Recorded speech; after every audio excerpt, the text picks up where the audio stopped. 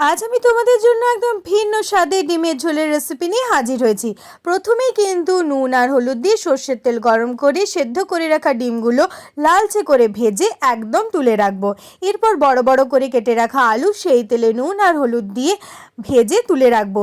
আলু ভাজতে ভাজতে আমাদের কিন্তু 60% কুক হয়ে যাবে। এরপর ওই তেলেই কিন্তু আমরা কেটে রাখা পেঁয়াজ কুচি দিয়ে দেব। ভালো মতো ভাজা হয়ে গেলে টমেটো কেটে দিয়ে দেব।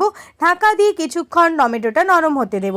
টমেটো নরম হয়ে গেলেই আদা রসুন কাঁচা লঙ্কার পেস্টটা দিয়ে ভালো মতো কষিয়ে নেব।